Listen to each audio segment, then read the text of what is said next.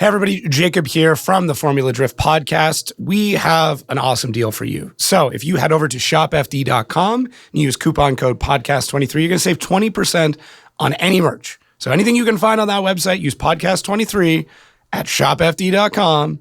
Save yourself 20%. Hats, shirts, lanyards, whatever. Just use the code. Save yourself some money. So why not? You know, don't stop listening. Wait till the show's done. But then head over, shopfd.com. Use podcast 23. We'll see you guys out there. All right, everybody. Welcome to the Outerzone, the official podcast of Formula Drift. My name is Jacob Gettins, and we have the current PROSPEC points leader, Rudy Hansen, on. What's going on, buddy? Just here chilling. Yeah, just hanging out. How was the event for you? Like, let's just cut right to the chase. Like, everybody goes into an event expecting and hoping and pushing to win, but like, was it at what point in time where you're like, holy shit, like we're doing it. Like, this is it. This is what I've worked towards. You know, really, realistically, when I saw the bracket, I knew I could get all the way through there. Like, I had potential to beat every one of those guys. I knew Ben would be the hardest one of all. I haven't really got to battle Ben, but I've watched him and I've got to drive with him on the off seasons just a little bit. And so and watched him even more. So I knew coming into it that he would be the hardest one, but, yeah, I was definitely looking forward to it. That's who I wanted to battle. Like, yeah. So like, even we have photos of me and him standing up on the fence by my RV, just looking out across the field, paddock there, and going, "I will see you in the finals." And that was the night before. Both of us at like, I don't know, 1:00 in the morning, and we're like, "Let's go." So like, I knew that it was a possibility to see him there. And then as soon as we got the brackets, I was like, "All right, it's on." So yeah. Yeah, and I mean, like I try. I think I do it anyways, even though I try not to. I try not to play favorites, but just seeing Ben in practice, I was like, damn, like he's shredding. He just picked up that car so quick. But yeah, dude, you drove like an animal all weekend. It was awesome. There's no doubt when I watched his runs from back. I mean, like when Ben went up, I was like, oh, let's go look and see what's going down. You look down into down into the crowd, and you're like, oh boy, we got, he is on point, but he's got a car that worked from the very first lap. He's got a team that is telling him exactly where his points need to be. Like, it definitely helps. Like, we only got 7 runs before qualifying, so like typically we were getting 12 to 14 last season, and so with it being the hardest circuit on the series, like I feel like coming into here we did a lot of like sim testing and stuff that helped, and Ben had too. Like, he'd been driving the sim a ton, and you could see it showed, and my sim was not translating the way I wanted to because I don't drive the sim enough, but I still definitely, when I got lined up on the line, I was like, all right, I just did the things that I'd been doing on the sim, and it definitely translated, and I definitely knew that he was going to be the hardest one when I was watching the field. So Nate was a hard one too. Even, Jaeger was a hard. All of them I knew. Yeah. Watching their runs, I was like, oh boy, we got a battle here. But I hadn't got to really battle all of those guys in competition, so I was looking forward to the whole run. So it was exciting for that. It's interesting too, like with Ben and Jaeger, like you're taking 2 guys that are kind of pro back, right? Like these are guys that have somebody mentoring them that is a pro level elite driver champion in one case. Like, that's daunting, but I mean, and without giving away too much, like you have a very different program than they do. So I'm sure for you, that just kind of like makes it, I wouldn't say sweeter, because like, it proves it does. Okay, I'll let you say that, but it proves the point that like, it comes down, like, yeah, the team helps for sure, but at the end of the day, you're the driver. Like, if you make a mistake, you make a mistake. And I mean, you beat everybody pretty fair and square. There was no question in my mind. It was definitely like watching moto when I was in, like, my car's liveries from 90s moto. So I remember watching Ricky Carmichael and Jeremy McGrath and going, boy, what it'd be like to be on the pro teams. And then so I always relate it back to moto for me. So to beat them is like, I just beat the cars that can have anything they want on them. They can do anything they want. So that was really cool. Yeah. Yeah, that's a good way of putting it. The cars, yeah, they could have anything they want. Like, at any point, like if Ben or Jaeger was like, hey, we need to do this thing or whatever adjustment, whatever part needs to be replaced, it's gonna happen. So yeah, that was super cool. Definitely, like, the cherry on top. But I mean, Yeah. nothing. Even if Ben didn't have the team behind him, I knew he was going to be. Oh, We've been driving together forever, so I knew he was. We actually both went and got our licenses at the same venue, and so yeah, we did drift week together, so we've almost died together, so we've been at it together for a minute. did you So almost die together on Drift Week? Is that what you're getting at? yep, we did. We had a moment there where we both went out on track together. We both were doing basically high level tandem runs. I won't say the facility necessarily. And we Mhm. both were, one of us was supposed to come off, one of us didn't come off. We ended up one of us going on track the backwards because we were listening to other people in the car, this, that, and the other. And with that said, we ended up going on track, had almost a head on at about 60 miles an hour, and both of us had both the cabs full of smoke. This cab's cleared, and it was like, holy cow. So it was no fault by I can't blame it on either one of us necessarily. Yeah. It usually takes two people to screw up. So with that said, but yeah. So ever since then we were blood brothers, I guess you'd say. I was gonna say that's like the ultimate bonding experience, right? Like almost almost dying together is pretty gonna make you pretty tight. Oh yeah, we had like little scrapes on our as our cars crossed by each other at super fast speeds, and then we were just like inches apart. So it was I'm pretty wild. I'm gonna need that video clip. I'm not gonna lie. I kind of want to see that. It's Somebody had around, to have but it's gotten actually been told to be burned in a fire. We were told. it. Okay, that's fair. I can understand that. Where did you get your license then? We got it in Texas. So Oh, okay. yep, me and Yeah, Ben both were just like dying to get our licenses. And we ended up meeting there. I think Bogovich was at the same one trying to get his license. And then who else was there? Oh, can't remember his name. There's the red Mustang from last season. He got his right. he didn't get his license that venue, but they allowed a few more people in because of COVID. He was one of those people that got let in. Okay, But yeah, gotcha. So was that a Lone Star Drift event or something it separate? it was a Lone Star Drift event. Did did they have a shootout? I thought they were all series based. So that was before they changed them. So like it kind of, I think there was a little bit of drama maybe 2 years ago about them giving out licenses with something or another. I don't know the full details on it, but Yeah. so he's kind of pulled away from that. I think last season, and then so ours would have been 3 years ago that we had that.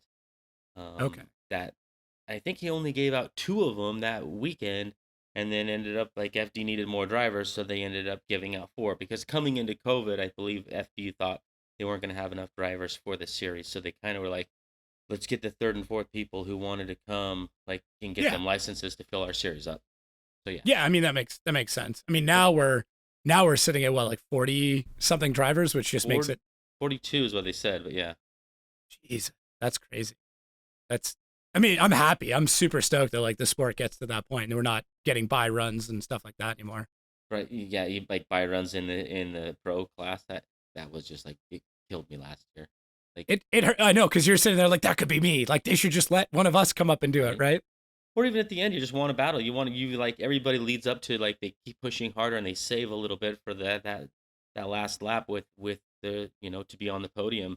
And I feel Mhm. like we got cheated last year because two or three of the rounds did like buys came into it or people's cars broke or whatever. They didn't have enough time to fix it, which I think an extra 5 minutes allotted for like the last top three battles would go well because everybody's Mm. here to see that, and like why not give them a little extra time? I think one of the other DMAC does it, or one of them gives them, you can use your 5 minute time up to the top three, and then you are allotted another 5 minute timeout then. So, and I like and Oh, I that's like that. interesting.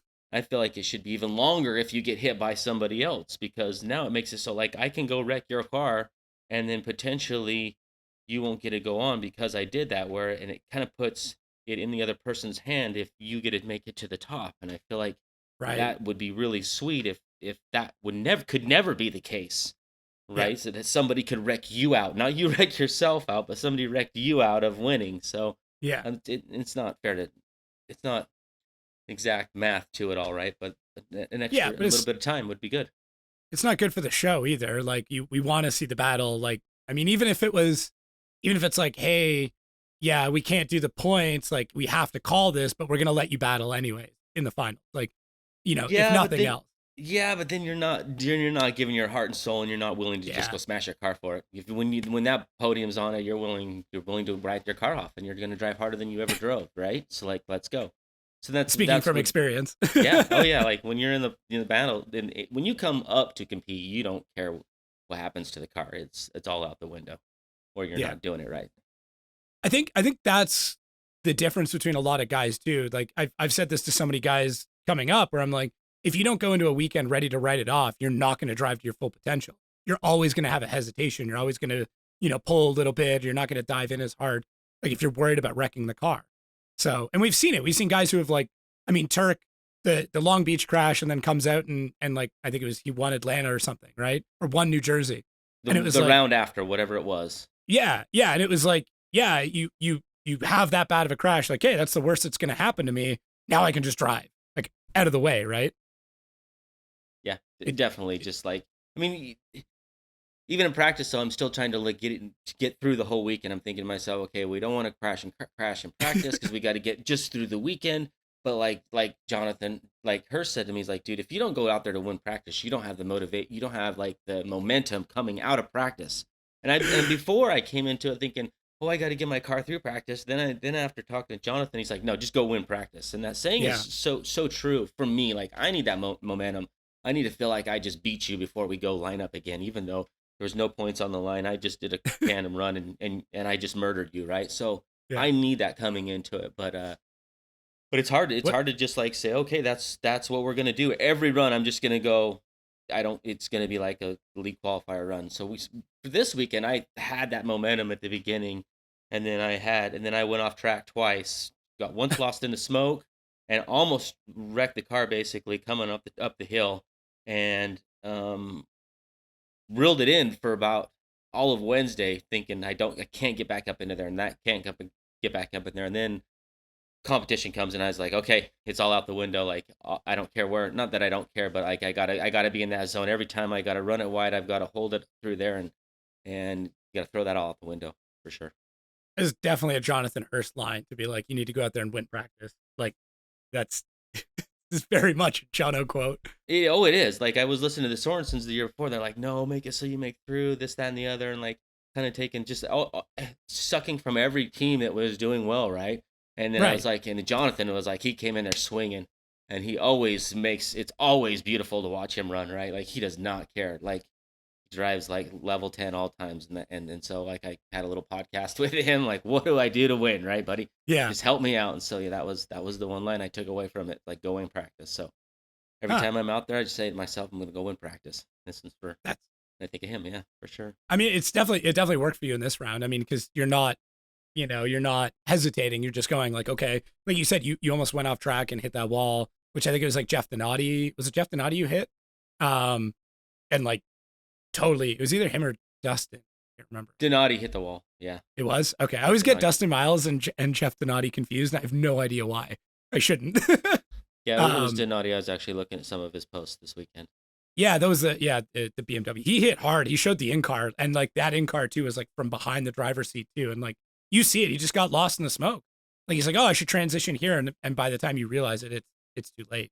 He had all four tires off when he hit the barrier. Like he hit so hard, all four were up in the air. You could see like daylight underneath of the car. It was a big hit for sure. Brand new car too, like Right. just built. Yeah, that's not a good feeling by any means. But hey, that's his one, right? That's his big crash. Yeah. Yeah. But yeah, it was Is it it? was really hard to see through the smoke coming through the finish right there. Like you had to like change your lineup in the chase as opposed to the lead to just get through that smoke and like not be lost in that smoke. But that was definitely like a portion that I had to focus on to get through there clean. Are you driving that track like purely based on like timing or visual indicators? I mean, I asked a bunch of different drivers this past weekend how they navigated. Some guys like, yeah, I just know the timing from the sim. Some guys like, no, I look at this poster and when I get there, I know I need to do this. Like, I guess like what are you doing in the car to get through Atlantic? It's a hard track. So on the finish line when I was coming back up the run out, there was like basically about a 2 second count where as soon as they would transition in front of me, I had about 2 seconds of free air that I had to keep it pinned through, and then I'm looking really good. I could see their lights kind of just flash behind me, and that's all I could really see for a second. and then you pop the smoke and hope the wall wasn't right in front of you at that point. Is it easier or harder there in the day or night? Like, is it easier because you can see tail lights, or is it better when you have all the light in the world? Each run was different. It's all dependent on how well I managed my chase. If I was in the right zone on the chase, right, obviously it was still harder at night because the smoke was thicker at night. But Right. it was all really more so on how I managed my chase run. Like if I was in the right position, so I could like hold it a little on the inside and then pop through it really fast, I didn't have problems. I really didn't have much problems with vision on my comp runs. I mean, I couldn't see like the best by any means, but I didn't like there wasn't ones where I really was just like scared I was going to Okay. die. Yeah, it was thick, but like a transition and the car was there, was in the right spot. I could kind of see through it. Practice runs though, I had a like I said, I went off twice, and then there were some really scary moments as I was trying to just like figure out where to transition correctly to get the smoke managed Yeah. appropriately. Is So, are you so if you're when you're doing practice, are you preferring to lead or chasing it, or is it like try to lead before qualifying and then chase before battles kind of thing? it was a combination. I mean, like, let's get real. I don't feel like I am gonna to be a better chase driver at any circuit. Like, I know how to chase already, and I feel like that skill set is pretty well dialed in for what it's gonna be for the weekend. Obviously, every weekend Right. it can be better, but it's not. I'm not gonna increase that a whole lot. I don't feel like, but I can win off my lead line, which I did this weekend. I feel like, right? Like, Yep. we really focused even on the last day. I'm like, should I go get chases? And then like, no, you just need to make sure you got your lead line. Even we talked about it. You need to be in your lead line, like hitting all the zones, so that when you run Ben, he is hitting the zones, so that you at least have a Ah. chance to beat him, right? And I wasn't getting to where I needed to be. Like it was like a battle. Like be honest, the lap I had with Ben in the finals was my best run of the whole weekend. So like I didn't get enough laps during the weekend to be where I wanted to be. I still didn't feel like 100%. Each one got we just couldn't get to where like it was the visuals are really hard. You come up the hill rolled over. I couldn't get a good visual on where I wanted to be to let off. And so for a while it went long. I was going short. Just couldn't get a good visual. Now we got it. Finally, we got it like dialed in, but it really was going through the battles when I was getting it dialed in because I really didn't do that many chase runs. The chase runs were so scary this weekend because everybody was so random that I was just like, I not that I wasn't willing to risk it, but like there wasn't. I didn't line up with good drivers that I wanted to go like run their door on it. So that Right. was that. So we just said, hell with it. Let's just focus on our dialing our lead run in, and so each run that was the biggest concern was focus on the lead run. Let's like make sure you're hitting all your points perfectly, and the rest will come, and it did. So Yeah, and I feel like ProSpec is so much about consistency that like it almost trumps in a lot of cases what the rest of the battle is going to look like, right? Like they're not easy tracks. A lot of these drivers are in brand new cars, like they've got maybe an hour of seat time in, and it's like, you've had the same car for what, 3, 4 years three now? 3 years now, and Yeah, so finally is now working right. yeah, and that gives you an idea of like, don't build a brand new car getting into a brand new series on a brand new tire in it, like maybe, Yep. I don't know. It's worked for some guys, but not many. Chelsea said it. I mean, and I agree with it, and I knew it. But I at my when I got my license, I was like the best thing for me to do when I raced motos. I found the best dude on the track, and I asked him if I could follow him, and I told him I was going to cut the track and do whatever it took to be on his heels. And like Mm, that's what I did with drifting. I was like, I may have got my license prematurely. I don't know. I don't really care. I But I don't think wanted, you did. but I I mean, you wanted just it. you just Right, won right, Atlanta. How could you say you got it right. prematurely? Like, Well, that was 3 years ago, right? And I still was learning so much. But my point would be is like I just got it so that I could drive with the best drivers, and that's like even wanting to go to Pro One I may or may not be at that level. Even watching when I go back and watch those guys the day after, I'm like, oh god, I got a lot to learn, right? But with that said, like I'm not. There's only about five, in my opinion. There's only five dudes in ProSpec that are going to teach me that.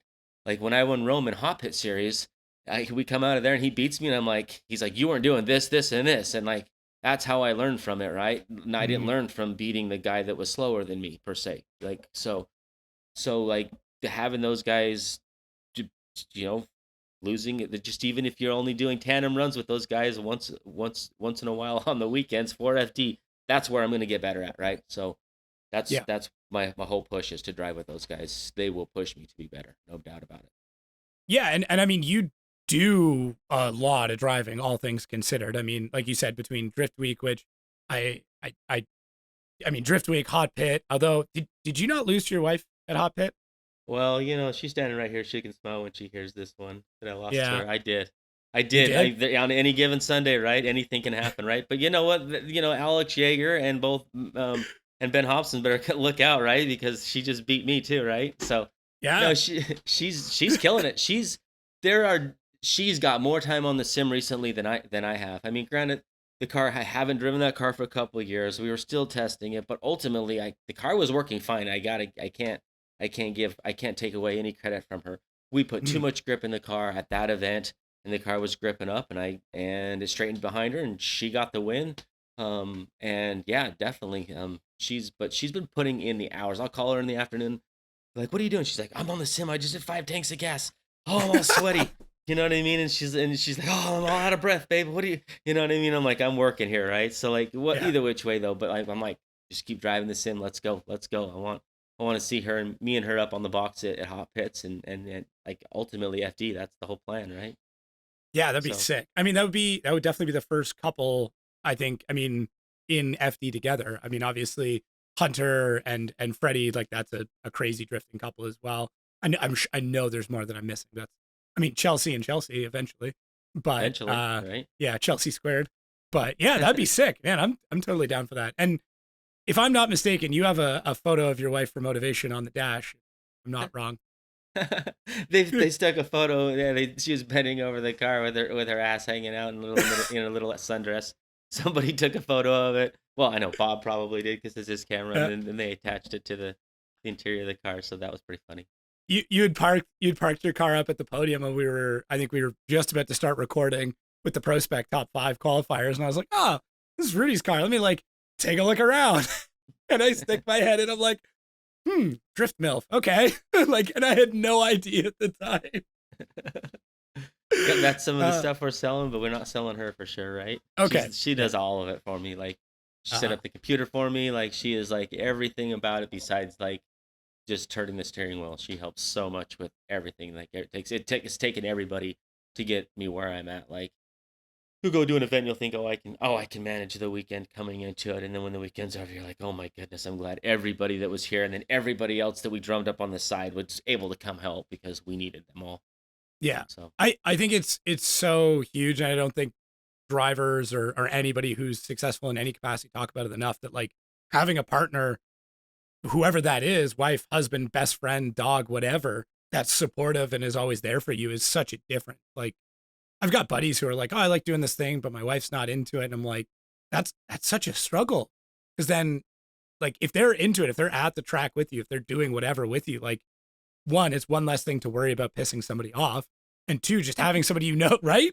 And it's having yeah, somebody you can just rely on to do it. My wife's the same way. Like, all the stupid shit I'm doing. Even right now, I was like, hey, we're gonna record a little bit earlier. And she's like, cool, I'll take the kids out of the house. We'll go grab dinner. Give me your credit card. Like, and it's like, perfect, thank you. Like, if I had somebody who's like, oh, you're doing the podcast again, like, oh, well, I guess we have to be quiet. Like, that would make it that much harder. she's amazing. She does so much for us, and like now that she's driving, it even takes it to the next level. She wants to learn about the cars, and it, she's gonna laugh at me, but the reality was she didn't know anything about the cars, and the questions she shot me were retarded. But now she's surpassed all that and asks like legitimate questions, has and does like a true race manager like things every single day of the week, and like Mhm. now she wants to drive even more. She'll wake up in the morning and she's like, I'm like, why? She's like, I was just racing with the boys. I was getting doors with the boys in her dreams, right? And like, so like, I mean, like, you're in it. Like, that's what I love to hear because like, if for me to go out and work on a car as many hours on my car and then go to work on her car with her and to have all of that ready, it takes a ton. And then for her to take the pressure off of me by doing all the other things that I hate doing, then and then love it. Like, she sleeps in the trailer with me every single night. We sleep in that stupid trailer, traveling Yeah. from event to event. And if I had a woman that needed a motel, we wouldn't have enough money for race tires. It's just Yeah. that simple.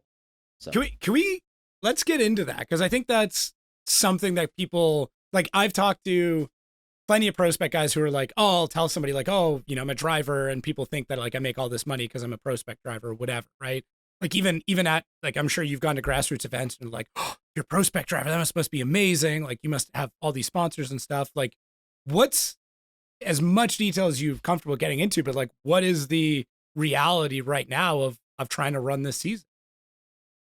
So, I mean, what's the reality? It takes every single dollar my construction company makes, every single Right. penny. Like that, my wife runs our Airbnbs that we were lucky enough a few years ago to like buy when the economy was right. We have 3 of those, and we live off of those 3, so we make enough money. Oh, she's putting with 4, so we have 3.5 of them. Depends on the season. She Right. runs all of those for us, and we live off of that money, and that's like not even that much money. It's just like the residual off of that. That pays the house payments and basically the food, right? And then the rest of it, my construction company makes. I mean, I have 3 employees. I make decent money, but every single dollar to that, Yeah. $120,000 goes right into my FD slash her driving program Driving between program. gas, cars, whatever it takes. So we're lucky that with our series sponsor Track Tires this season, that they're helping us with hot pits, because I don't think, well, I know we couldn't afford to be able to get tires for 2 sets of full tires for both rounds all the time. Like my money comes and pays for one. We get help with the other series, but with that said, it's just like that means I'm doing 16 rounds of brand new tires for 16 rounds, and I can't swing that. So Yeah. yeah, we spend, but people ask, yeah, you're right. Every dollar goes into it, and then I'm really budget conscious. We sleep in the stinking trailer all of the time. Like we just slept in the trailer for like all the way here. We pull into a truck stop. We sleep in the trailer. We'll leave the FD event. I'll get them a. Well, let's just talk about last season. We slept in the trailer. 10 dudes in our trailer sleeping on the floor all last season. I think one at St. Louis we get a motel because it's so hot there. It was so hot last year. But the year before we didn't. We just stole power from Mike Power's RV. His trailer would run all night long.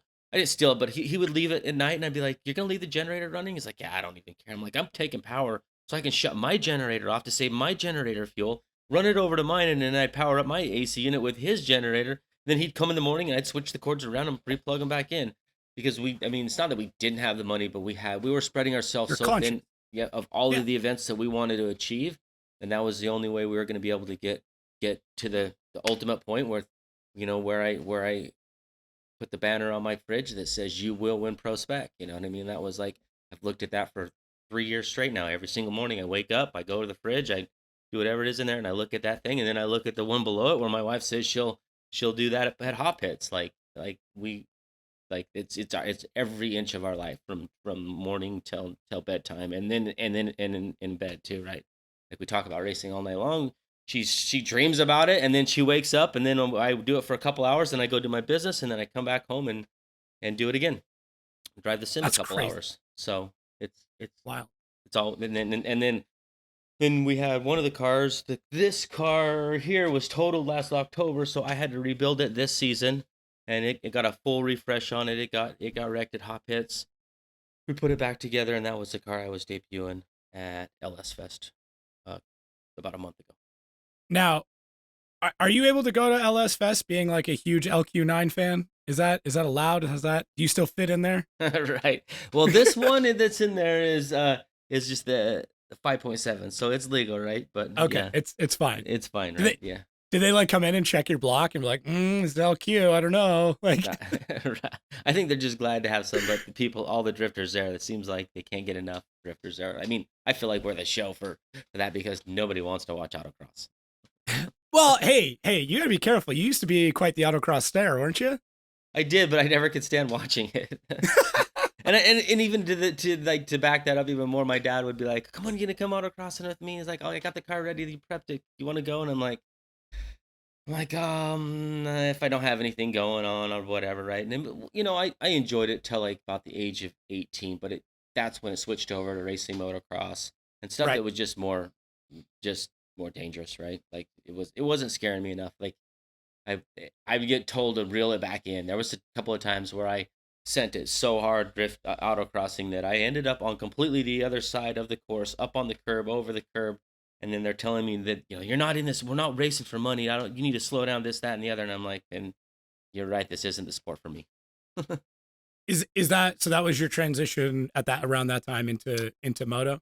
Moto was I just loved catching. I just loved catching air. I loved going fast, and it was just a cheaper, more aggressive way. Like honestly, if I had to do like rally trucks or something to that effect, that's like a venue I would love to go down, but just the budget wasn't there for it. And we had a local motocross track, and I did that and raced motocross for about the age of 35 when I landed at somebody didn't flag a triple correctly, and then I landed on top of them, broke my wrist, and then like 3 surgeries later, it still was never the same. And so this is the Jeez. so Yeah. That's a good. I mean, that's a good time to step away. I know there's been plenty of drivers that have come from moto. That seems to be it's weird. Like I think now we're at a point where drivers are getting young enough where they start in drifting.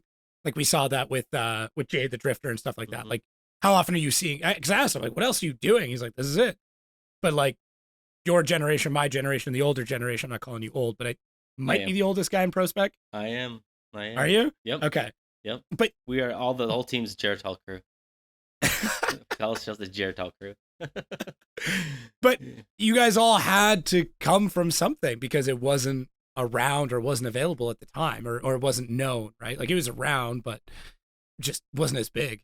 No, I mean, we live in Idaho, so like if anybody wants to go drifting, they just take their razor out in the mountains or take your 4-wheel drive out in the mountains. So like drifting was not a thing because like let's get real, California, you don't have as many trucks because there's pavement everywhere. So everybody has lowriders, right? And so then you have a lowrider and you do cookies, and then you have that, and then there you go, there you're drifting before you know it, right? So, yeah, I mean, I've never had it, but I always I loved when I was 14 years old, I had a 55 Chevy that I blew up the rear end in it multiple times doing It was big. Before you even had a license. Before I even had a license, my dad he had drag cars, and he wouldn't do big burnouts. He was actually very conservative. Which is funny. He's the opposite end of the spectrum. We had car stuff, but he was like, be nice to the tires. We need these tires to last for the season for autocross, or you need burnouts for the drag car to warm it up. You only 3.5 seconds is all you need to do.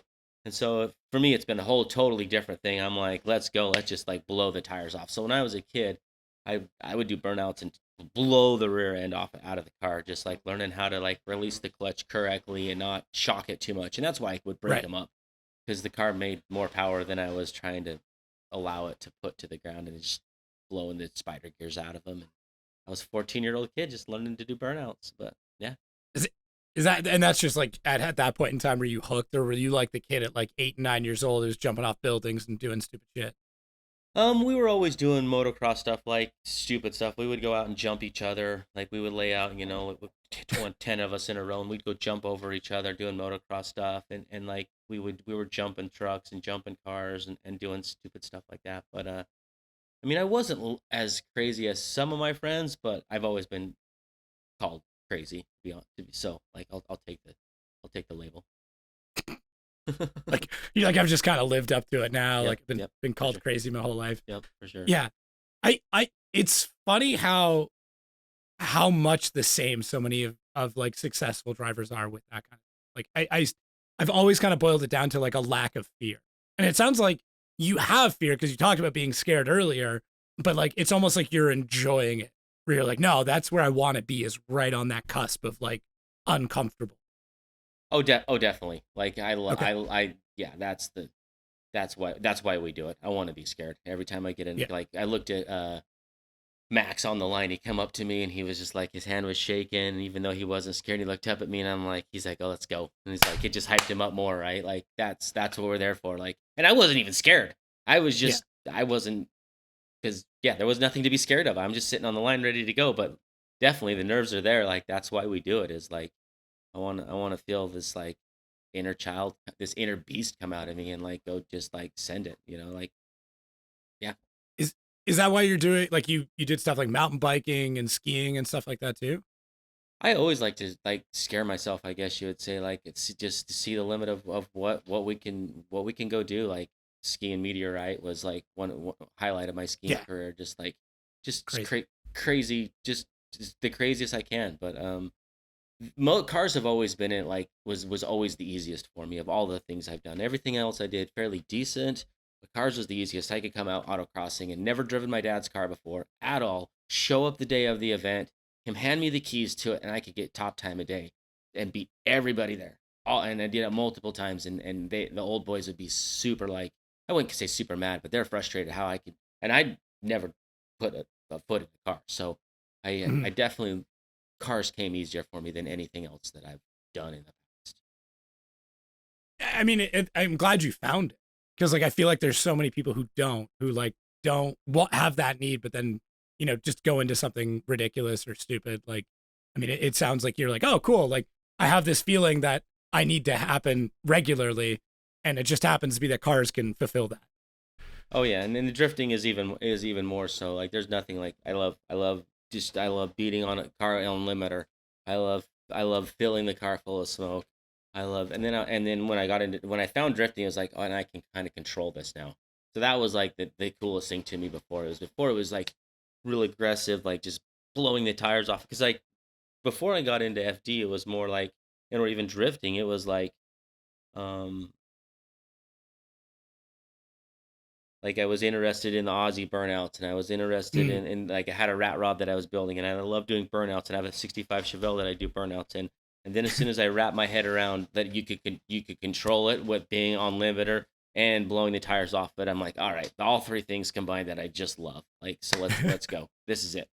But I knew the day I got in a drift car, I'm like, this is it. Like, I looked up at my girl and I'm like, this is it. We are buying a drift car. 1 week later, we had one, and now we've got 7 of them. And it's like, it definitely hasn't slowed. It definitely hasn't slowed down.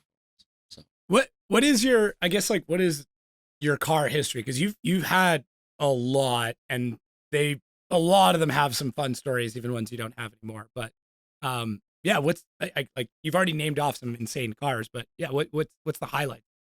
I won't make you go through all of them, but well, all of my dad's race cars, I helped him build it, and they were like Ultimate Street Car Challenge cars. Those were really, really fun. I've had some of those cars that he let me drive to his work when I was a teenager, and I ended up like trying to show off for my friends, and ended up over the curb with them. Like, I centered up over the curbs. Like dad didn't even know about that till I was like 30 years old. He had a 69 or 65 Cobra kit car that was worth a ton of money. And he's like, you can drive this to work. So I actually, no, it wasn't drive it to work. It was take your cousin for a ride in it. So I took my cousin for a ride in it, and we got it sideways. And before you know it, I let off, and that was the biggest downfall to let off when you're drifting. And then it gripped up, aimed at the curb, up and over the curb, high centered over the curb. And I'm like, oh my goodness, Dad's going to be mad. But like the 2 bolts, like if you know what a Cobra kit car, the front of them looks like it's all fiberglass and like beautifulness. And there was like 2 bolts holding on. I don't know what it was, but like these little horns that come off the bottom of it. And I remember when I hit the curb, the 2 bolts had scratch marks on it, and it didn't hit the paint that was like 1/4 of an inch away from it. So it skipped those 2 bolts, landed up on the curb, and nothing happened to it. Found some rocks, got it back up off the curb, this, that, and the other. But that was like definitely one of my moments. I thought my dad was going to kill me for sure. So, yeah. I had a 55. I had an 82 Chevy pickup that I raced mud bogged. I bought it like I was like 16. Dad was like, "Oh, maybe I can slow him down with the mud bogging truck, this, that, and the other." That didn't work out. It didn't slow me down at all. Needless to say, I blew up the motor immediately. Bought a brand new motor. At that time, Saline Chevrolet was producing like a ZZ3, and it was I saved all my money, spent like $5,000 on it, and it was the most powerful engine at that time that you could put in it, and they just released it. And so anyway, I threw that in it, and I went mud bogged that whole season, and I spanked everybody. Like we just went from series to series to series, and me and my buddy drove it back to back, and I would take first, and he would take second, and we just drove around, just all over, and we just murdered with that series, because brand new tires. That's when they came out, Super Swamper Boggers, brand new motor, and that was a big highlight too. And we just drove all over the country, I'd say country, but the West, and just did mud bog series and just spanked everybody for like a year. Jeez. Yeah. How many, I guess you said you got 7 drift cars now. What is your, obviously you're kind of known S chassis, but like what have you expanded to? What have you tried? What do you like? Well, I bought a BMW because everybody tells me I need to drive a BMW, right? And they're like, "Oh, you need to Right. see it." Blah blah. Haven't even spun a circle on it. It sits there. I bought it for my boy, and it's kind of a little more of a daily for him to kind of practice on. And then I figured I could get onto it and see what it was all about. But I bought after Drift Week 1, I bought Luke Fink's G35, and Okay. that's kind of our backup car. Whenever something's broken, we pull it out and utilize it. Plus, we take that car ice drifting. So next to our Nice. town, So much fun. yeah, next to our town we have like a lake that we go to, and then 2 years ago we just talked to Simon Olson about it, and he's like, let's go ice, you need to come to my country and go ice drifting. I'm like, I live in the mountains too, why do I gotta go there? Let's go in our town. So like I didn't even know where to go, I did nothing, and I just Valters, who's my media guy from FD, he's like, oh yeah, we go ice drifting, this that and the other. And so he's like, where are you gonna go? And I'm like, I don't know. And he's like, oh dude, you're gonna like be sorry you ordered your tires, you're not gonna find a place to go, it's harder than you think. I'm like, whatever dude, you haven't met me yet, I'll go find a spot. So we just started, I got on the phone with all of the Forest Service, found out what we could and couldn't do, where we could go, and they gave us a list of a few options, and then we just started driving to those lakes and found some lakes that we could get onto. And then a month later I bought another G35 so me and the wife could get doors, and then been ever since we just go out there, plow the lake with a razor, and then just get down, like just hundreds and hundreds and hundreds of laps. And You can get so much laps. What's crazy people don't realize is like you can still overheat the tires and then start blowing the studs out. I wish I would have known that before. Right? You're like you did like 4 laps and you're like, where'd all the studs go? Well, we were doing way more than that, but like we were doing like an hour session, like, and then we come back, and then I'm like, at the end of the day, I'm like, oh well, we ruined those tires. I'm like, yeah, we must have got them too hot. So, whatever. So then we have crappier tires that we're trying to like build into these better tires because this first set I got were like from Latvia, so they were a more ice tire, and they were amazing. And the other ones we've been trying to put studs in and this and that and the other. It's hard. And then tube them and put like sealant in it and stuff. Yeah, oh my goodness. I'm sad my first set I ruined them, but now we don't. I know exactly which tires you're talking about too that you would have ruined. They're not cheap, but they're incredible. No, they got like 20 mil studs. They're super grippy. They're so fast, so fun. Yeah, but yeah. So G's, BMWs, S chassis.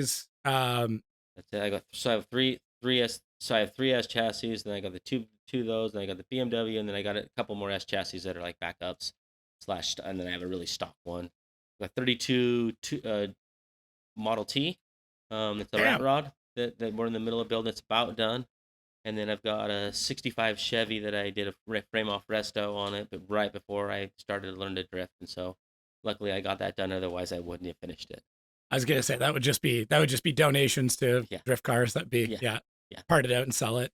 Yeah, like the stock car. Every once in a while I'll go peel parts off of it. I'm like, oh, I gotta get that. I stole the sway bar brackets like a month ago off of it because I didn't have brackets under all 3 cars, because all 3 cars had to be prepped as I left for FD this weekend. 2 of them went to California to the hot pits, and then the other one went to Atlanta with me for this series. So I've got like 2 different setups for East Coast and West Coast at this point. That's cool. That's a good way to do it. And then you can just fly back and forth or drive back and forth if you need to.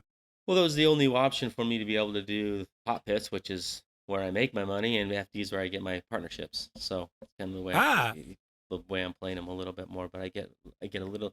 I don't get as much partnership money per se from PROSPEC, but there's more money in it. So, but there's more notoriety in FD. So, but they're both great. Like my wife gets to drive PROSPEC or hot pits with me, and then we get to drive together, which sucks. But I think hot pits is like no joke though. Like as a builder series, like I mean the amount of guys that have come out of there now is crazy. Or the guys that are even competing, coming out of there, it's crazy. And like nobody talks about it, which is weird. Like there's all these series people talk about, and like I mean maybe because I'm like northern East Coast or somehow Midwest, which makes no sense, but it doesn't get talked about enough. And the more and more I've heard about it, and the more I've seen the driver roster, I'm like, holy shit! Like this is developing drivers like crazy. There's 15 people in there that could come. Like there's 10 of them, in my opinion, that could have won PROSPEC this weekend.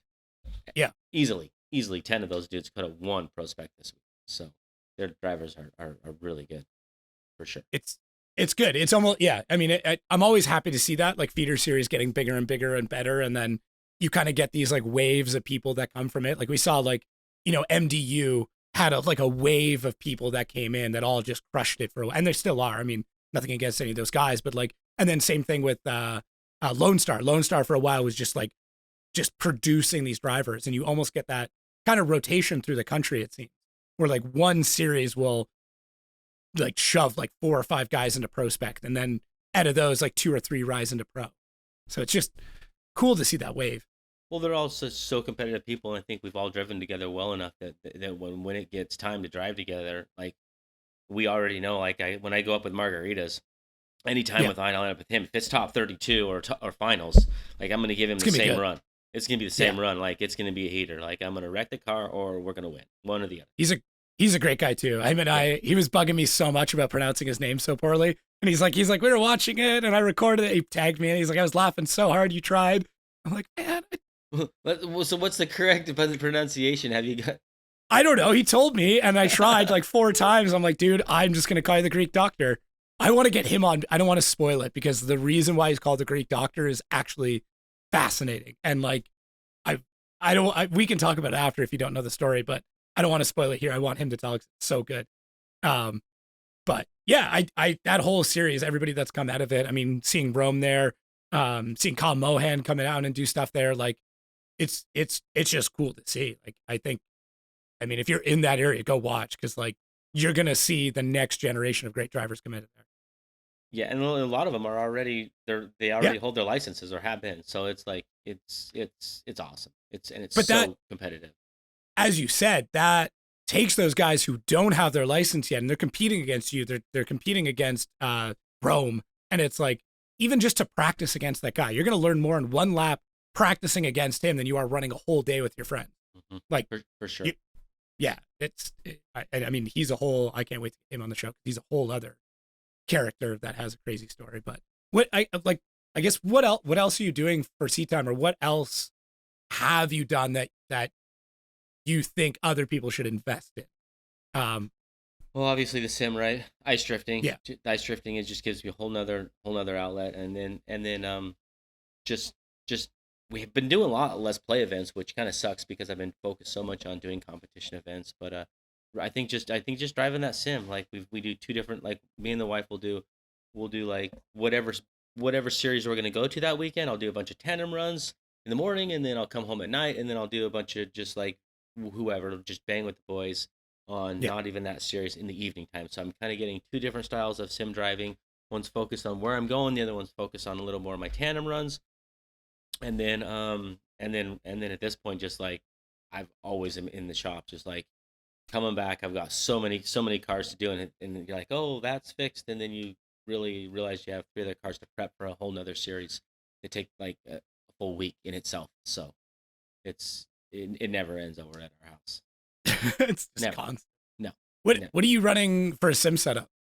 The Fanatec with the belt driven, and we've been debating trying something else. We haven't figured out. I'm not, as you all know, very computer literate, so it doesn't. So it's not like I don't get to come home from work and I'm not like, oh, this is fun sitting on the computer and like adjusting it and doing this and doing that. I want the arrive and drive program for Sims. Yeah. I don't need the arrive and drive program for FD. Because I really enjoy. I mean, don't get me wrong. If I had the Ben Hobson program, that's the ultimate, like, right. But I do ultimately like. I take some pride away from knowing that I built that car, every single inch of it, and I can't say I beat Odie's car because I can't say I know he'll listen to this, but I know Ben will listen to this, and I know they're gonna hear it. And Odie's still my idol, but it just ran doors with him, and I didn't beat him with his car, but his car got beat by my car. So right, and I built that thing. You know what I mean? And I'm not living in a town where there's any drifting. Like I'm every single.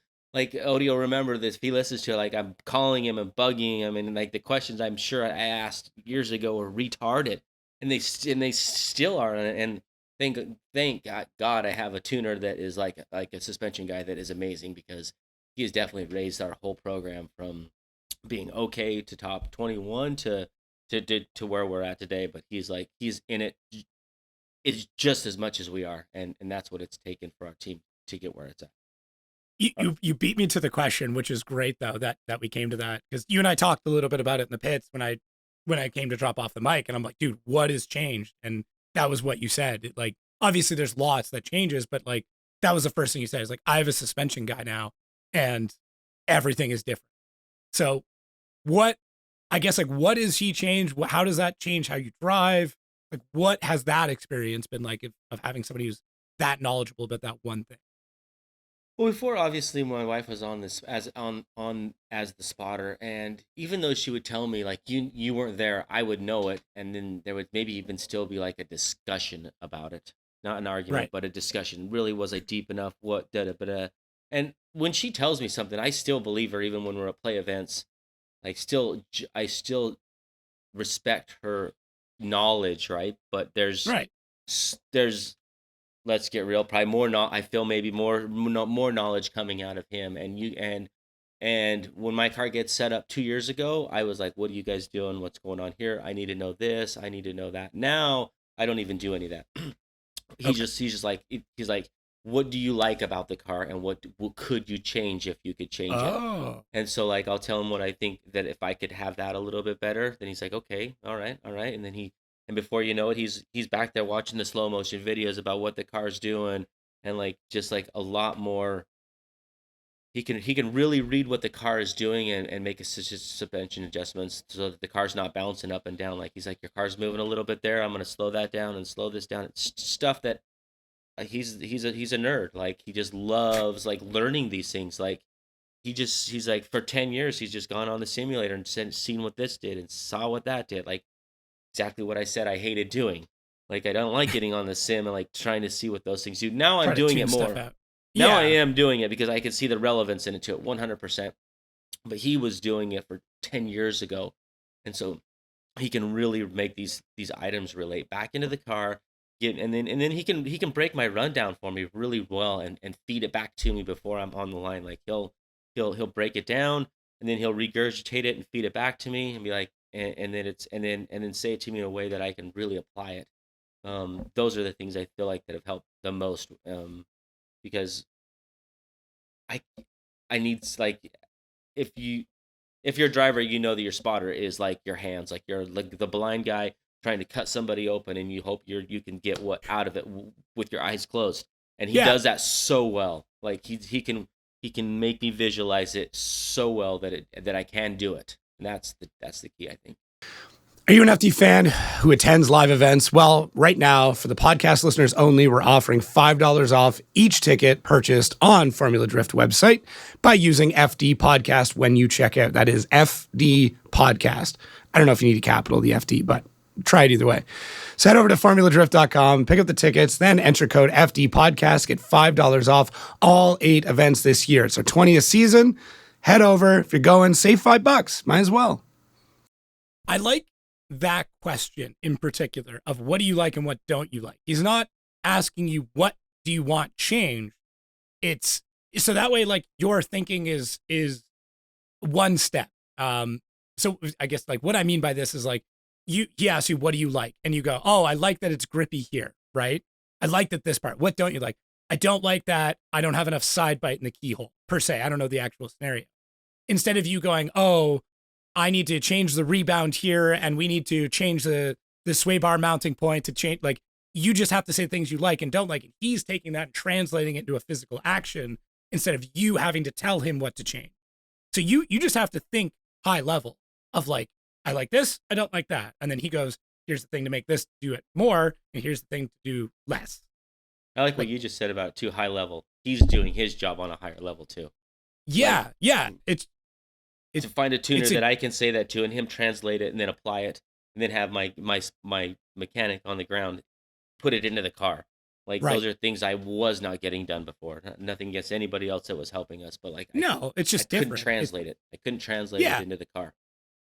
Oh. That's so fascinating, though. Like I mean, coming from a media background, and you talking about shooting slow mo. This is something I used to do for the team that I worked for. Is like I would shoot slow mo on purpose of different things happening in the car, like really tight. Like they'd be like, man, the front wheel's doing something weird.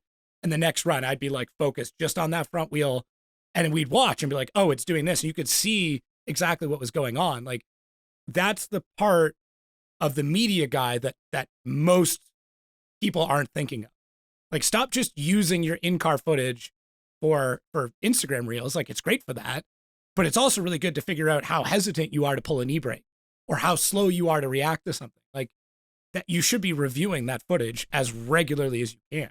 I got in shit from a driver we work with this weekend because I didn't send him footage soon enough. And he's like, I need that. Like, I need it now. I need to know. And I'm like, you're right. You do. I'm happy to hear that. That's what I'm getting. Yeah, My whole well, rant. he is so awesome. Like I can't say enough good things about this kid. He's like, and then it's every day he's in it for me. Yeah. Same with my media guys, same with my wife, same with same with Jim, my crew chief. Like every one of them, like we leave there and it's like talk about what we're gonna be better for next weekend, and like they don't get any money from me. They are doing this for the joy of what we're doing, right? Like, Yeah. and it's so awesome to see that like that their heart and soul is in it for me. Like it's not, it's they take their vacation time, their 2 weeks vacation time for the whole year. And Jim does and gives me all of it and comes to all of my events and it was super cool to be able to win for him and give him back some of that love because they dedicate their I wouldn't say their life to it, but they all their Good chunk of vacation it. life. That's a Yeah. lot. All their That's spare life. yeah, that's a Yeah. ton. I wouldn't do it right now. Like I'm too selfish right now. I want what I'm going for, right? So it's so Yeah. cool to see that. And like my media guy, he helps. He comes with us every single day. He drives around with us. He's over there like passed out now because they have worked him to death. But like he has 8 arms and goes and goes and goes and produces all this awesome footage for us too. So Yeah. It's so important. Even like I said, the media side of it is massive for driving, and the sponsorship. I know like you run a good program, you know what the deliverables are like and how to communicate with that's sponsors. my wife. She's the deliverable. Oh, really? Oh, You're seriously, those two are doing like we roll back into town on Monday morning. I'm straight to the shop Monday morning. I'm out there just like I'm like, okay, this and this with this, we're giving us fits. Take it apart so I can get those parts coming. Like even if we roll Sunday night, I pull the cars in Sunday night. Like they go on the left.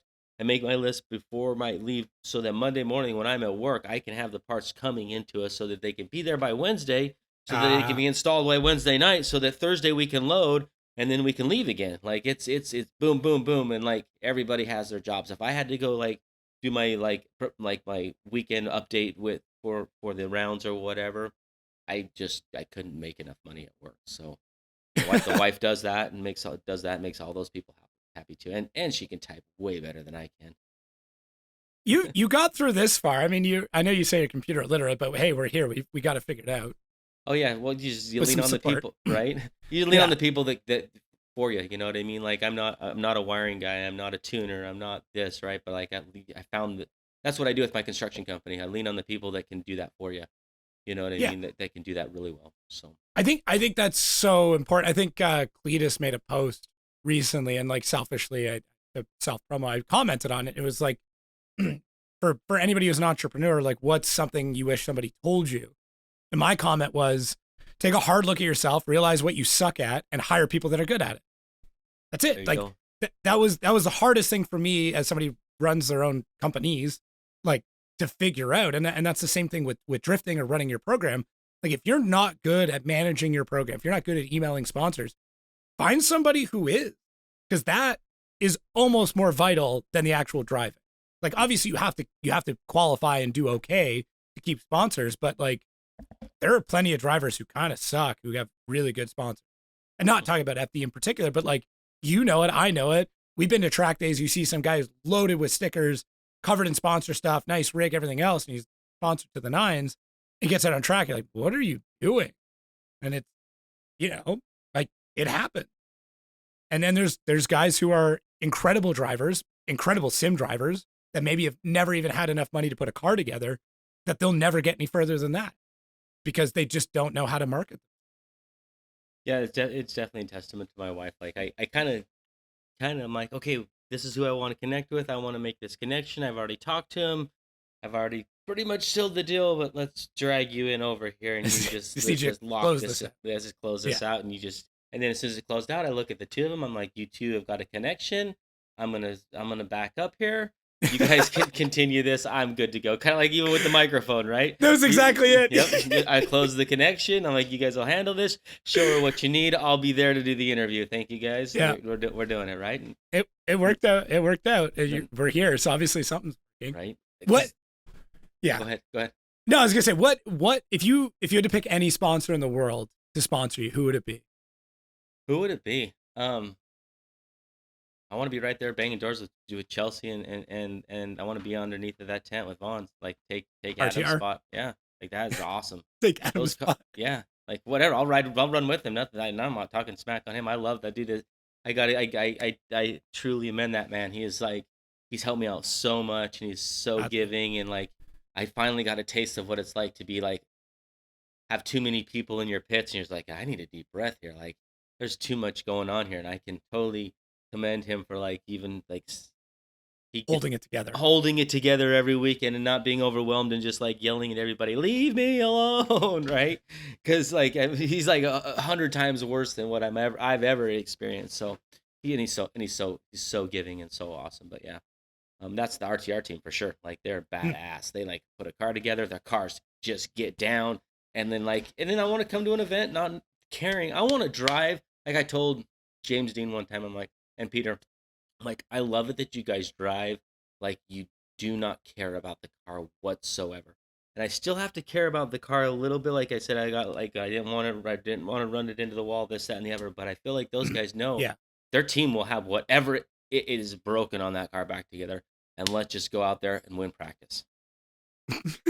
You know? Bring it all around. Yeah. There's something to be said about that. I mean, we see even with like the way Simon's driving on Odie's team, like to keep going on that, like, dude, his first practice runs at Long Beach were better than his entire career in the Supra. Dude, he's giving me chills. Like he was getting down. I was like, where did this come from? And I'm like, oh, Odie can build a car. And I went and gave him Odie props. I'm like, damn, you building a good car. Like everybody who steps into your cars is like murdering it. Like, damn.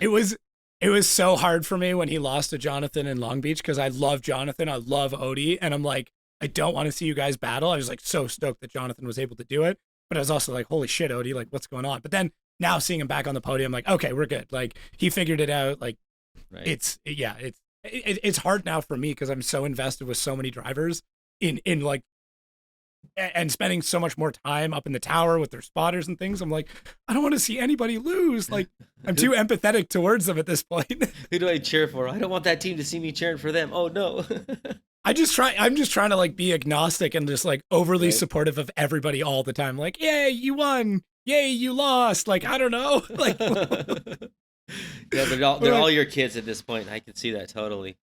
Yeah, it was great. I mean, being in Atlanta and like walking through and chatting with all the PROSPEC guys too, and I mean, like I've said it so many times now. Like I want to try and give you guys as much love as I possibly can, and like that's like my commitment is like you win a PROSPEC event, you're getting a podcast at bare minimum, because like I think you guys deserve a bit more of a spotlight. Like how many people know your backstory, right? Like, sure, definitely, right. But now with this, how many more people are going to follow you? Hopefully it's shitload. Right. Like I want to know. I want to sit there and refresh your Instagram feed the day that this podcast comes out to see, because I hope it happens. I mean for sure. I mean we're just here having fun. It's a pleasure to be doing. It's an honor to be driving in this series. To be honest with you, like it was. I remember walking down at Long Beach, and we walked like by the motels there or whatever, and you can look down onto the starting line, and I made like 30 grand a year that year probably. And I looked over at the wife and I says, we are, threw a 4-letter word out, doing this. And she looks at me and she laughs, she chuckles, she's like we're looking at $1 million venues, setups, cars, trucks, and trailers, and she's like, whatever. And I'm like, we will do this. And ever since that, when she knows now, when I tell her I'm doing something, it is happening. It's gonna happen. She believes it. Like when I say it, it happens every time. And so like she's like, okay, we are doing this. And so yeah, it's what's happened so far. Like you said, you put it on the fridge that you're gonna win PROSPEC. You're a quarter of the way there. You said you were gonna battle Ben. Yeah. Yep. I told Jared a month ago. I said I'm gonna be on that box on the top. And you wait, I'll see you in Atlanta. I told him a month ago, and he's like,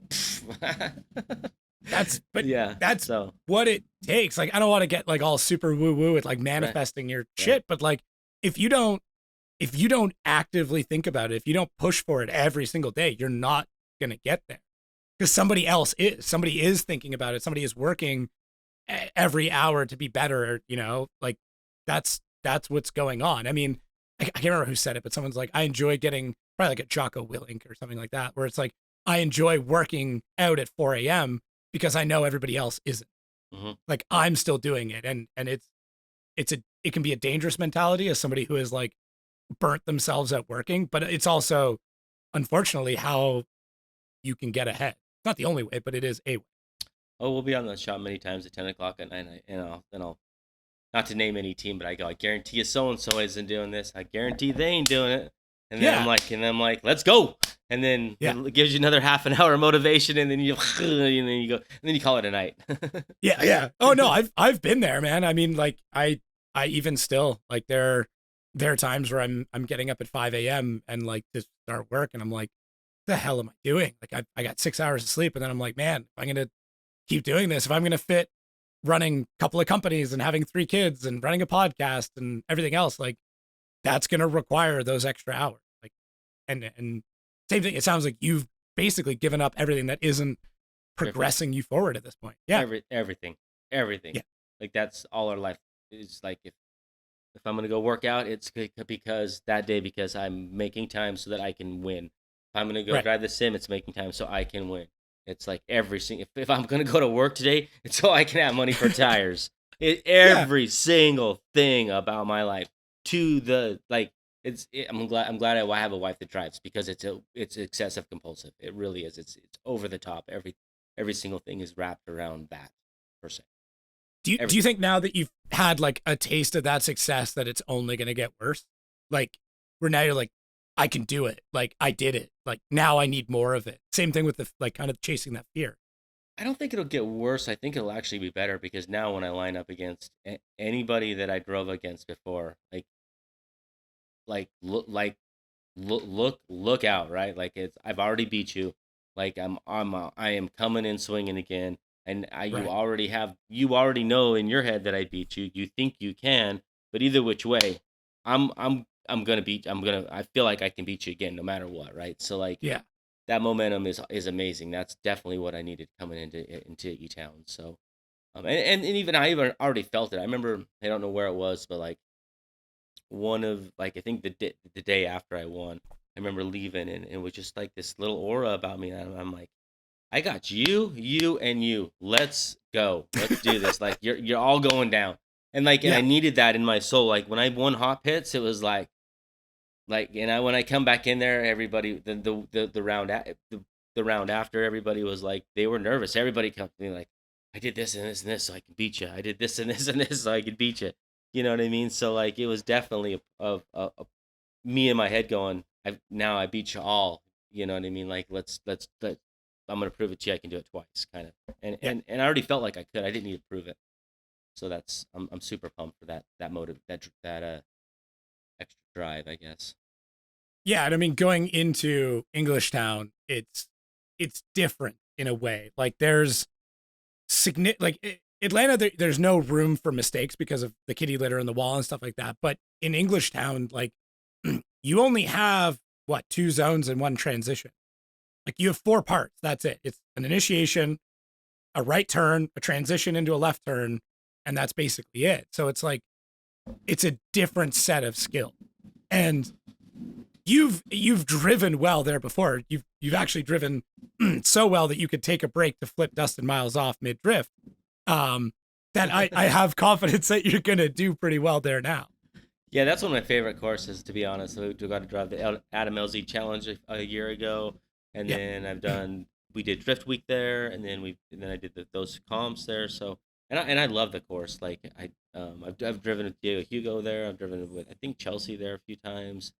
Like I've been with Luke there a few times. Like we've got some really good ones. Josiah, we've some really high level driving there and a lot of laps, but yeah, nothing, Yeah, Jaeger lives there. That's his home track. He'll be coming in swinging. And last time we were there, like he was on hit. So yeah. can't count anybody out. No. No, I agree. How was Drift Week? Like, I mean, I've never done it. I've always wanted to, but like, was that an enjoyable experience for you? It wasn't enjoyable. I've done a lot of them. I think I've done 5 of them now. And each one of them is Damn. different. Each one of them is different. Like I love them all in different ways. The first one was super rad because it was all like that was before I really knew any of the P1 boys. So that was cool. Right. I got to hang out with Matt and Chelsea and Luke and Fielding and Axel and like wow and all these people. So that was really cool to get to know those guys. And then um it was also I didn't have the right car on some of the series, so that kind of sucked in the sense I had the Corvette the first round, and that was really fun, because I was like the underdog for that event. Like I wasn't even invited. 2 days before it, I actually a month before it, I asked to come, and I was told I could, and then about a week before, they said there's not room for you, and then I'm like, okay, so like I woke up and I'm like, I really want to go, so uh, I made a video and I sent it into to Aaron, and I'm like, this is me. This is my car. I want to go. Approve me. Come on. And Just so do it. like, yeah, just do it. Come on. Like, so I dressed up in my '90s ski outfits. I got like just half retarded, right? And I sent him my little video, and he's like, all right, you'll get some media coverage for us. You can come. And that's the only reason I got to come is like I would bring in some media coverage for Clout or what, or not Clout, but for all the other guys that were Yeah, it's attention. trying Yeah. to produce something. And so that was a really wild ride. And then the other ones I didn't bring the Corvette, so I couldn't keep up with the pack. So I was on a like I had my I drove my basically my pro spec slash pro am car dog box 411 gears, and it went 55 miles an hour down the highway, and it was really slow on the interstate, but it drifted really well. So that wasn't as fun too in some aspects. It drifted really well, but half of Drift Week is hanging out with Matt Field on the interstate at 140 plus miles an hour, Allegedly. allegedly. Like the whole everybody, like when on Drift Week 1, everybody was like Cannonball Run, and so that Yeah. was like that's half of the venue, right? Like is to be like going on Drift Week and then Cannonball running it with the guys. And so my one after for the few years after, my other cars were not Cannonball Run cars; they were just drifting cars. So yes, it was Mm. super fun, but I've kind of leaned away from it a little bit more until I get a Corvette, which is, in my opinion, the ultimate drift week car because you can turn on the stereo, you can turn it up loud, you can go 180 mile an hour on the interstate, you can keep up with everybody, and they drift. Like As that's long as they as long as they don't catch. as long as they don't catch fire, as long as the torque tube doesn't break, also. Right. Yeah, it's not a cheap repair. No, no. No. Huh. Would you like recommend people go and do that? Like if the Oh means like boy. is it yeah. Yeah, it's the Yeah. it was the cheapest way of drifting out there. Period. Like you could just go out there and you could just drive and drive and drive, but everybody thinks that they're gonna drive more than they actually will be on the event. Kind of you get there in the morning, it's like an FD event. It starts off really slow. You have a little more meetings. There's a little bit more media. There's a lot more publicity. And you don't Right. go out there and do 30 tires in a day. You go out there and do 8 tires in a day, even though you're there all day. Like there's more Yeah. waiting in between it, so it's a little more. So you don't do 5 million laps, but you can if you want to destroy your car, right? But it's just it's a It's little slower pace. it's about pacing. It's Yeah, not it's yeah. not about just going at it and destroying everything all at once. It's definitely a pacing. And it's fun. Like if I had enough money, I would go do all of them. But the last series, though, the last time we did Drift Week with them was right before FD, and it was too stressful. We landed there, we did Drift Week, and then like a week later, we did FD, and it was just too much. We tried to pack them all in together. I wanted some good practice before that, and it was just too stressful.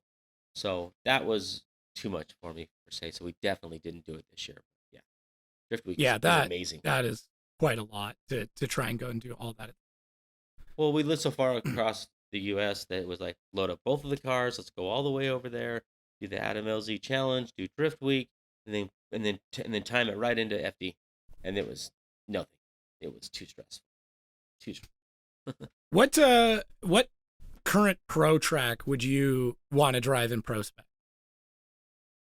Oh, well, Long Beach is the one that I've always like. I think that's the biggest one everybody wants to. It's the scariest one, so it'd make you like suck it up, Buttercup, right? But it's the most iconic one, right? Um, Irwindale is like grab your balls, let's go, let's see how tough you are. But Long Beach is a little more technical, and I think it's just super super cool to be there in the middle of town with all the the high rises around it and everything. So I think that's definitely the track to do. I would have said Atlanta's right up there now, so I'm super pumped to have got to get there to Atlanta and drive it, because we were there last year looking at it with in between Drift Week one, in between at the end of Drift Week we had a week lull.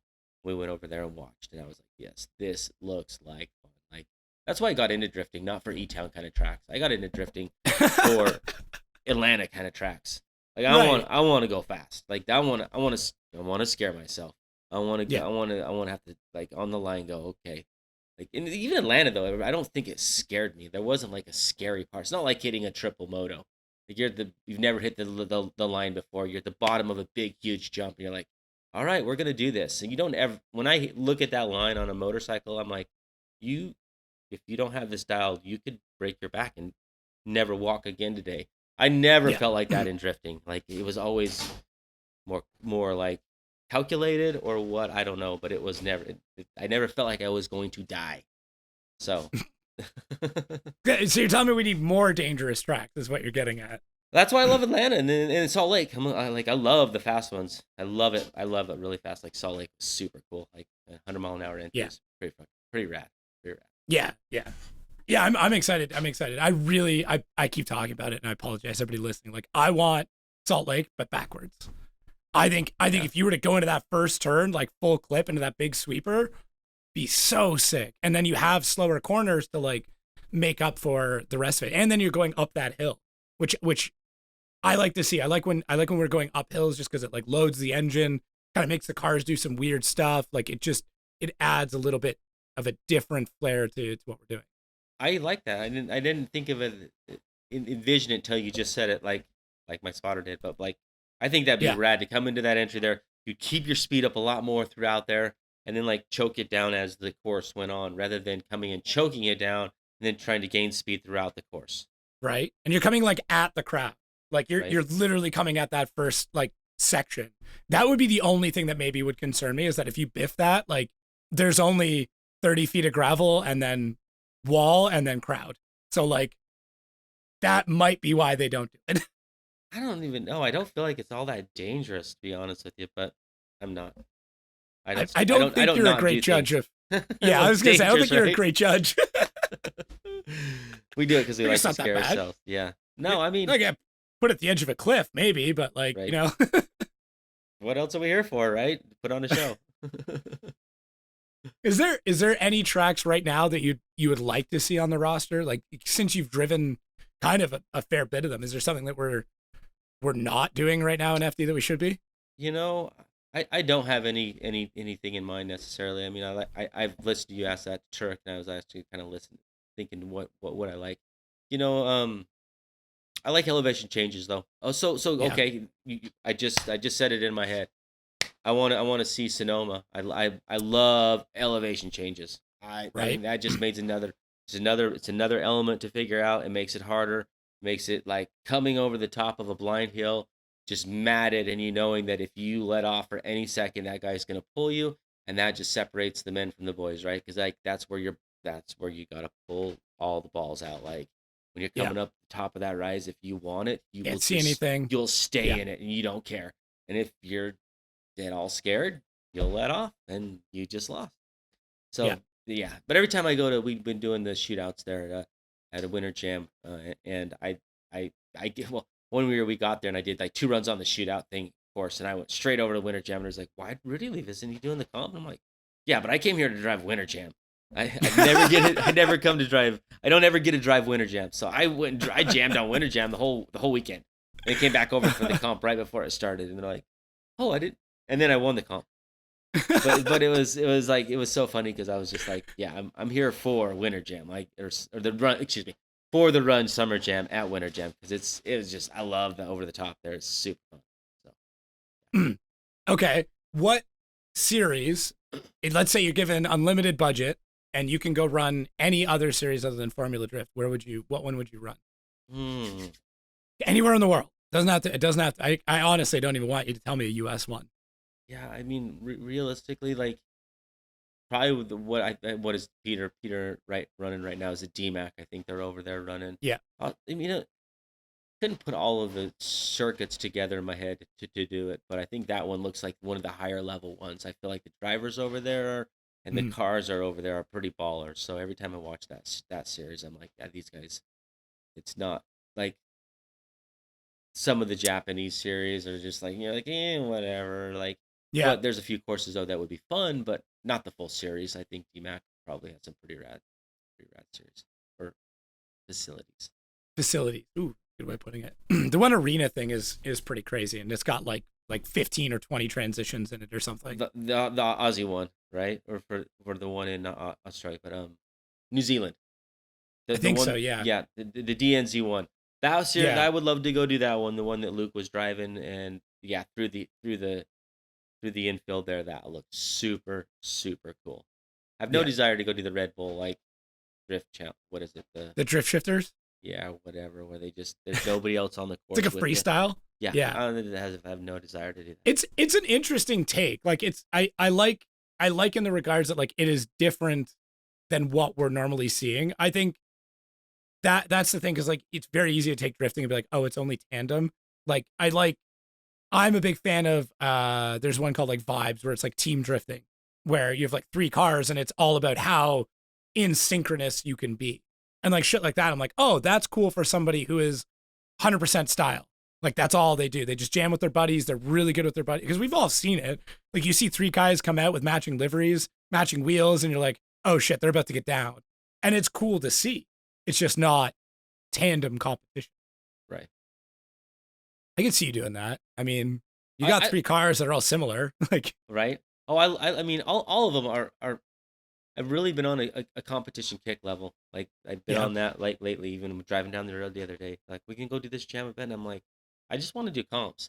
Like I just got this, not to prove to anybody, but like when I like that I was not forced to, but when I got to line up, when I had the opportunity to line up with the top 3 drivers, that it was like, you just built the baddest thing you could build, and I just built the baddest thing you could build, and I don't care if I smash into you, and let's go, let's do this.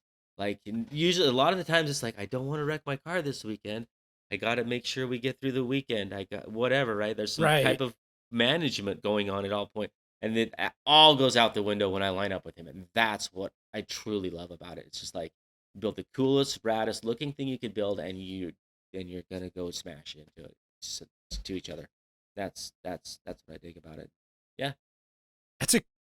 I've always like known that, obviously, but I don't think I've ever heard anybody quite articulate it that way, and that's a really good way of putting it. Like the gnarliest thing I can build you, and then let's just go like, just let's go hit him. Let's do it. Yeah. Like so. Yeah. It's so visceral. Like I love it. It's great. What advice do you give, or would you give, to somebody trying to get into PROSPEC? I spent a lot of time chatting with new PROSPEC drivers this past weekend, and there's a lot of stuff that they just don't know that they probably should. Like little stuff, but don't build a car and bring it to FD.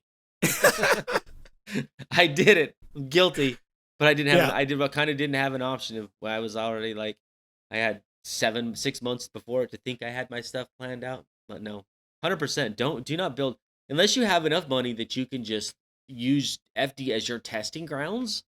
Then sure, right? Like ultimately, but most people don't have enough money. You can use that as your testing grounds. Like you need cheaper practice or cheaper testing, right? Like Richard Avante, like he used it. He used it as his testing grounds. You know what I mean? Like his car was just barely put together for the weekend, and he brought it there and used it to test. And unfortunately, like the car's amazing. His team's great. They can get their car rips. Beautiful car.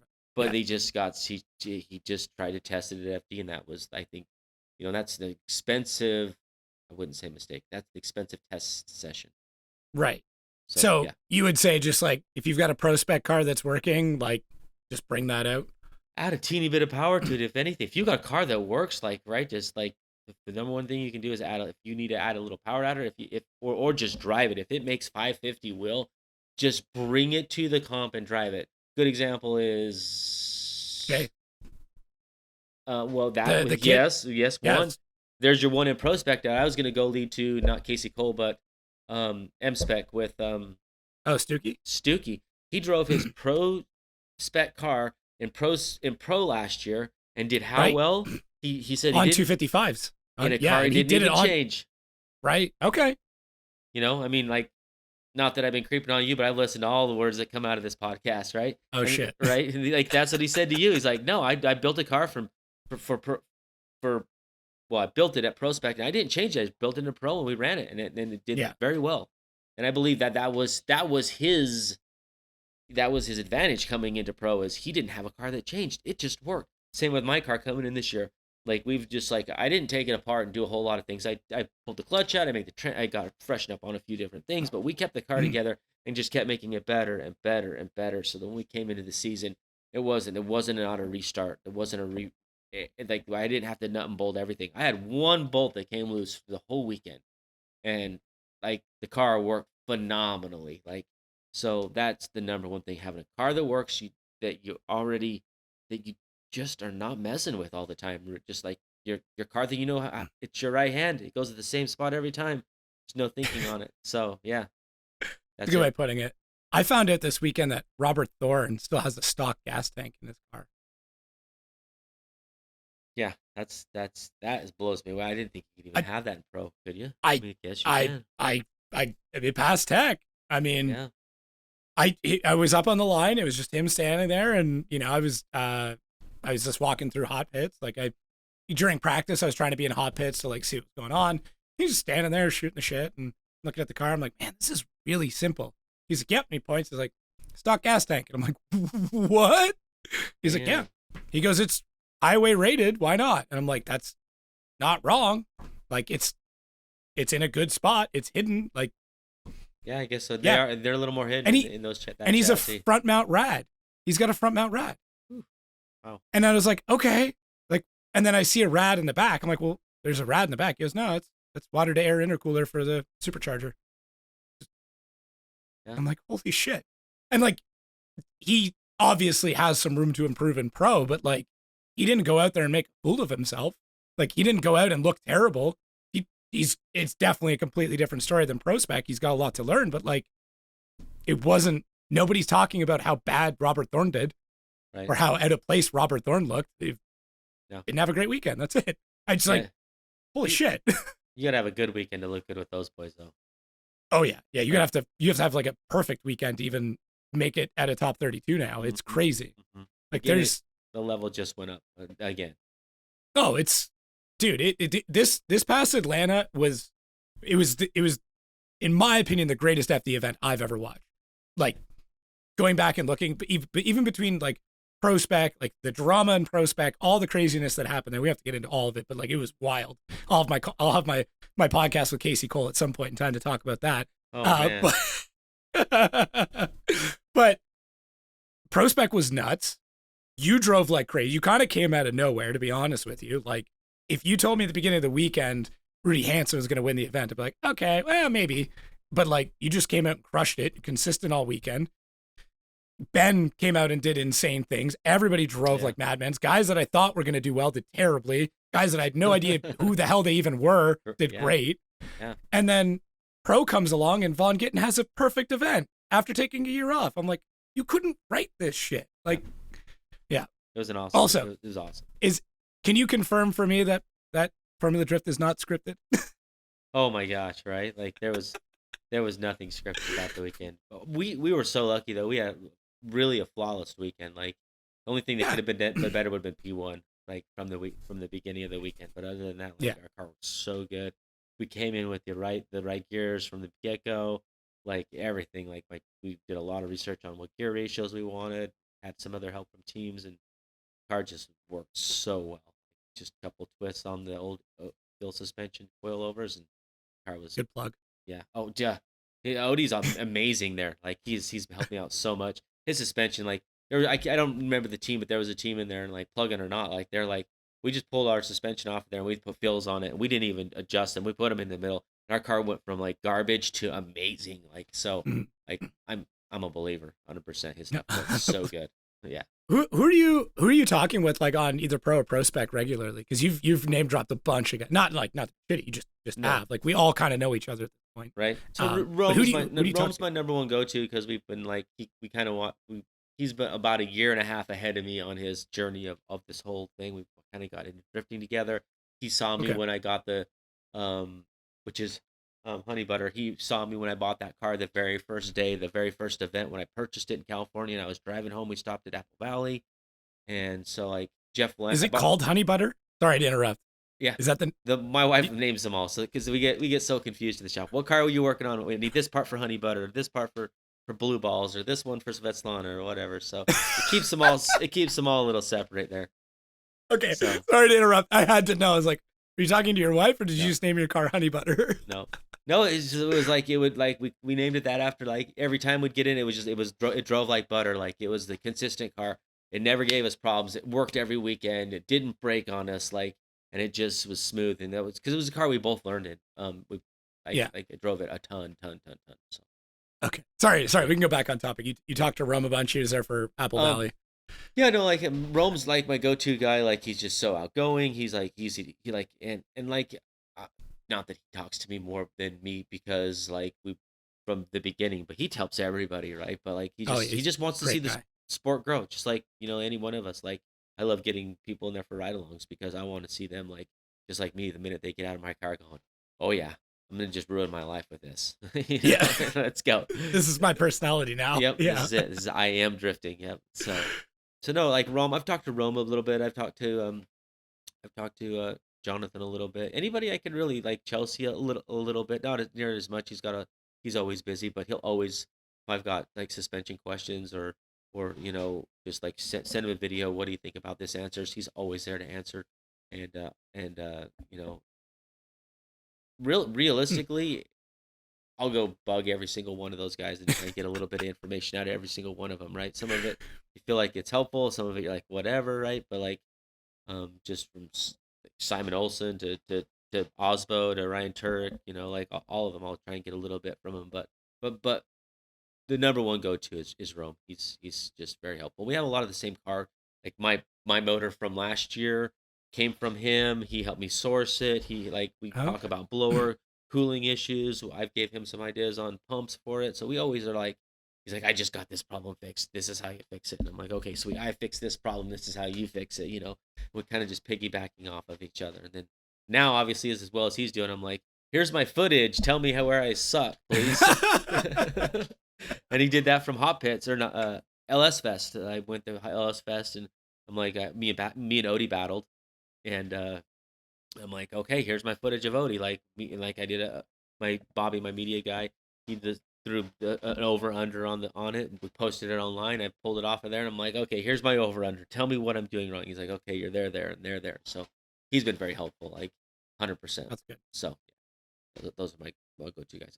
But any of them will answer questions for me at this point. Like Oh yeah. me and Chelsea have done a ton of driving together in Drift Week, so that's been pretty cool. Like we would jam out a lot of villains and just all of them. We could really get down. So Yeah, he's a great guy. He's super. It was I mean, they're all I mean, it's so hard to pick like favorite podcasts, but right. like getting to interview Chelsea for me was like a big moment. Like Osbo, Turk, like all Vaughn, yeah, whatever. But like but like Chelsea, I was like, all right, cool. This is like that was one I was definitely looking forward to as soon as I signed on.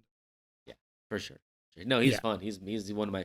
We drove it together. I don't remember the event, but like we were driving together a bunch. He's like, "I'm so surprised you haven't ran into me." Like, I'm like. So then, like a couple laps, next lap or 2 or 3 laps out later, he's in his nice car. I just give him a couple little door punches. I'm like, "There you go. You wanted it." Like, I've just been really respectful to you and your car. Like, Not anymore. right. Yeah. Well, I wanted to, like I know how it is. If you're gonna be like running into my shit, I don't want to drive with you.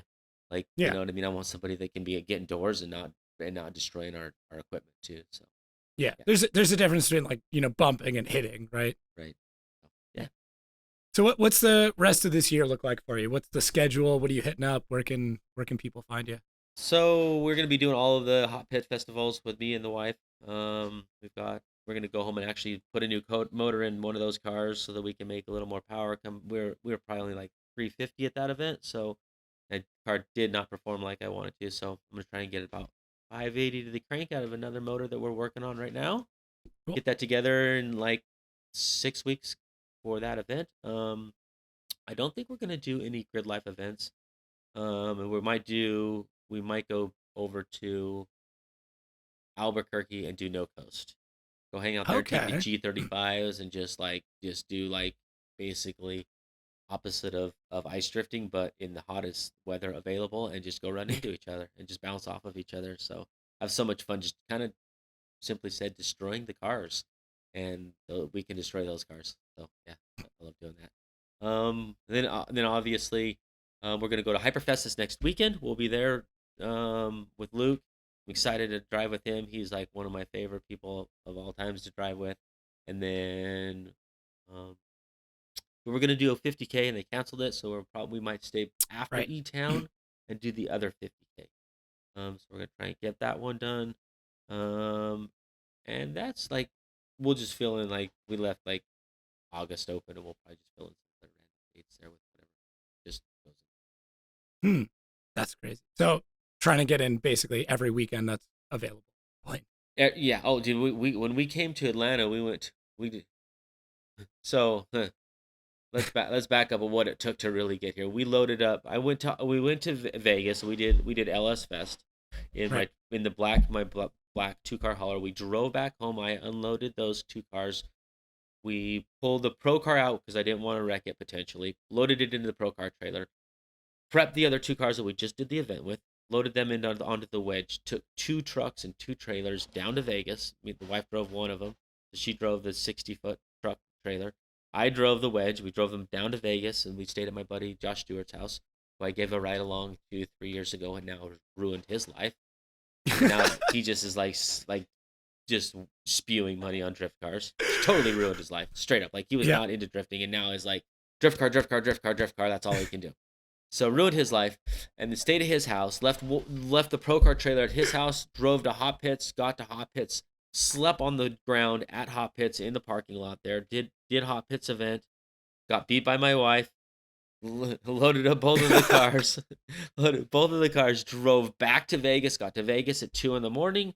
Took some of the stuff that we needed out of that. Put it back in the pro car trailer. Forgot 3 wheels. Forgot some headsets. Forgot a few different things. That's supposed to go back into the pro car trailer.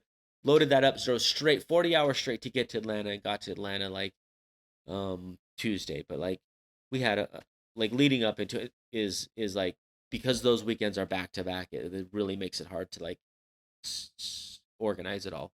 So leading up, so now we got a few more Hot Pits events that do the same thing to us again. They have them like one weekend's Hot Pits, the next weekend is another FD event. So those will be the biggest weekends for them. We've got back to back weekends coming right in a row.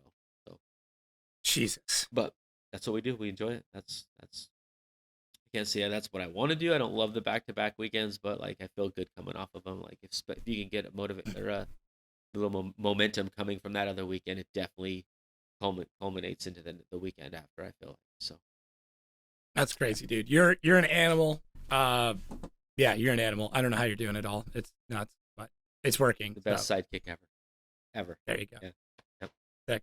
Well, yeah, I mean, I think that's a good way to wrap it up. Best sidekick ever. Speaking of, hi. Cool. Do you want to do any shouts out, Instagram, YouTube, any of that stuff? Yeah, so go find me on my Instagram, Rudy Hansen 119, and obviously the rest of my team, Bobby Loweye, who does all my media. My wife, Shelly Hansen, go to our Instagram, go to the link in the bio. We have the link tree there. You can go find all of our sponsors: anti-gravity batteries, J&A oil, Track Tires is helping us out a ton this year. They're building tires for drifting, and that's all they deal in. ACT clutches, and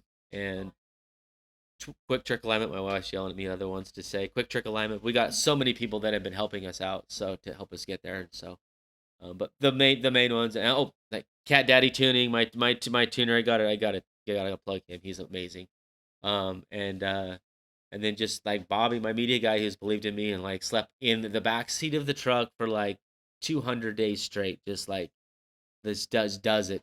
We'll go and like just don't have anywhere to stay. He's like, I don't never bitches, never complains. It just is there like, I know you got this in you, and just supports me. So shout out to all those guys that help. Yeah, they're awesome. Well, I'm glad we could figure this out. I'm glad we got this sorted.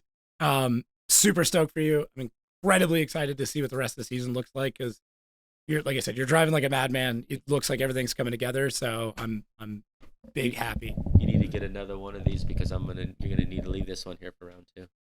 Oh, I like it. Right? I like it. That's it. That's where it's at. All right.